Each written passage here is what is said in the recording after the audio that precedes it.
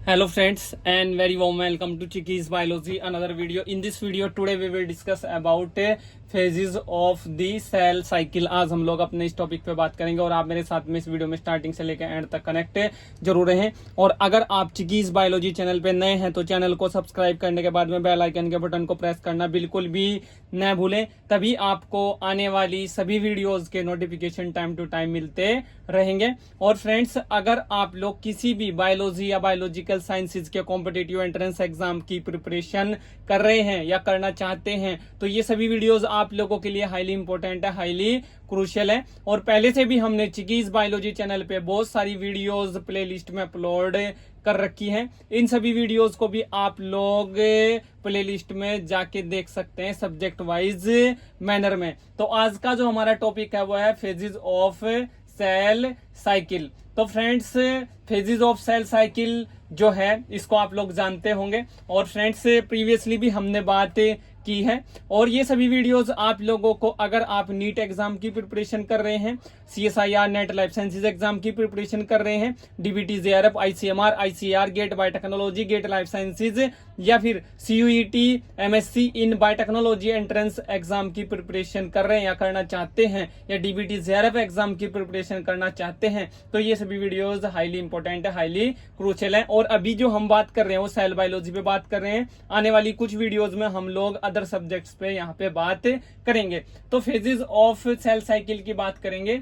A typical eukaryotic cell cycle is best illustrated by human cells, which divide approximately every 24 hours.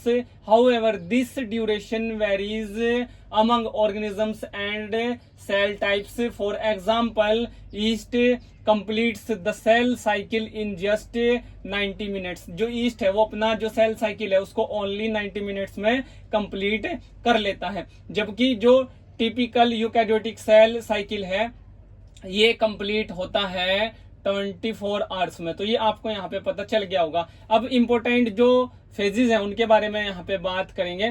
तो friends, यहाँ पे two main phases of cell cycle होता है। इसमें first जो है वो होता है इंटरफेज और सेकंड जो होता है वो होता है एम फेज। तो फर्स्ट ऑफ ऑल अंडरस्टैंड करेंगे व्हाट इज इंटरफेज। तो इंटरफेज जो है ये एक तरह से प्रिपरेशन फेज होता है बिटवीन टू एम फेजेस। और फ्रेंड्स, लास्ट यहाँ पे 95% ऑफ साइकिल ये यहाँ पे होता है।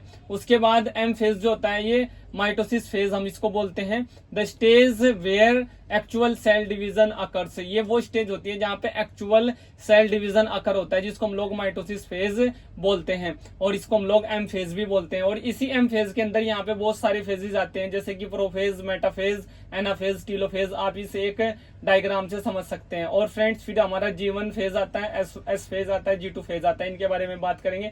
और हमारा Z0 फेज यहाँ पे आता है। तो कौन सा फेज किस लिए इंपॉर्टेंट है, इस पे भी 1 बाय 1 करके यहाँ पे बात करेंगे। तो फ्रेंड्स, यहाँ पे बात करते हैं इंटरफेज की। इंटरफेज क्या है? द प्रिपरेशन फेज ये एक तरह से होता है, इसको हम लोग प्रिपरेशन फेज भी बोलते हैं। टर्मिनोलॉजी में कंफ्यूज यहाँ पे बिल्कुल नहीं होना है।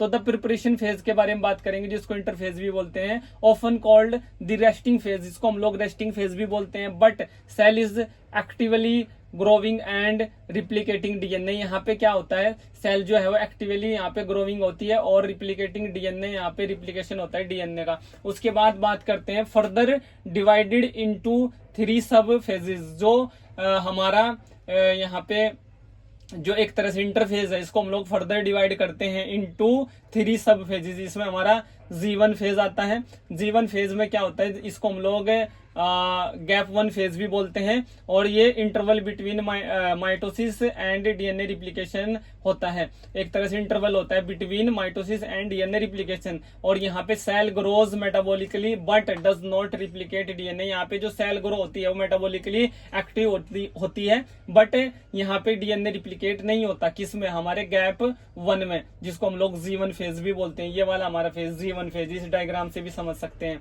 उसके बाद S फेज की बात करते हैं। S फेज हमारा ये वाला फेज जो G1 के बाद आता है, S फेज।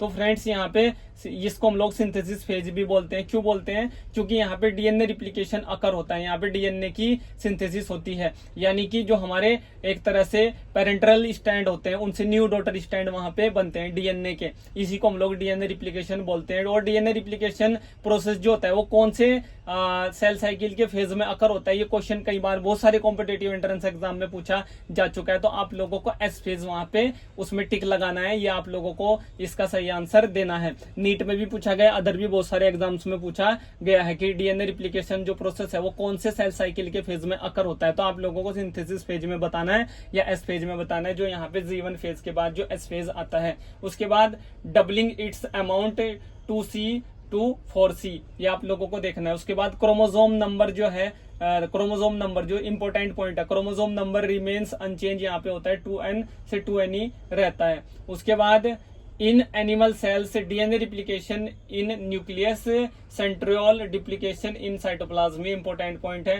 जो एनिमल सेल्स होती है इसमें डीएनए रिप्लिकेशन न्यूक्लियस में होता है और सेंट्रियोल डिप्लीकेशन जो होता है वो साइटोप्लाज्म में होता है। उसके बाद बात करेंगे G2 फेज की। G2 फेज को हम लोग गैप2 फेज भी बोलते हैं। तो यहाँ पे protein synthesis and cell growth continuous in preparation for mitosis, तो ये आप लोगों को पता चल गया होगा। यहाँ पे प्रोटीन सिंथेसिस होती है और सेल ग्रोथ कॉन्टिन्यूअस होती है इन प्रिपरेशन फॉर माइटोसिस, माइटोसिस की प्रिपरेशन के लिए।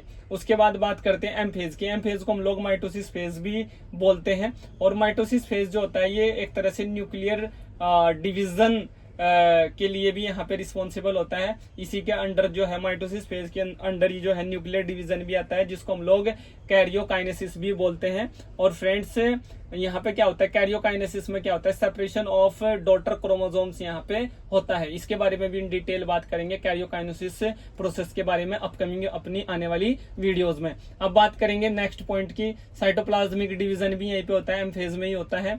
और साइटोप्लाज्मिक डिवीजन इसको हम लोग बोलते हैं साइटोकाइनेसिस, इसके बारे में भी इन डिटेल बात करेंगे। यहाँ पे साइटोप्लाज्म का डिवीजन होता है। और फ्रेंड्स यहाँ पे फॉर्मेशन ऑफ 2 डॉटर सेल्स होता है। यहाँ पे 2 डॉटर सेल्स बनती हैं 1 पेरेंटल सेल से। और फ्रेंड्स ये एक तरह से लास्ट फेज होता है सेल साइकिल का, फाइनल फेज एक तरह से ये सेल साइकिल का होता है साइटोकाइनेसिस, इसके बारे में बात करेंगे। यहीं पे ही एक पुरानी सेल से 2 नई सेल जो है वो फॉर्म होती है फाइनली। उसके बाद यहाँ पे हमारा क्विसेंट स्टेज होती है, जिसको हम लोग G0 फेज भी बोलते हैं। और सम सेल्स जो होती हैं G0 फेज में, some cells exist cell cycle after G1 phase and enter G0, जिसको हम लोग क्विसेंट स्टेज भी बोलते हैं। और मेटाबॉलिकली जो है इसमें G0 फेज में मेटाबॉलिकली एक्टिव होती है सेल बट नॉन डिवाइडिंग।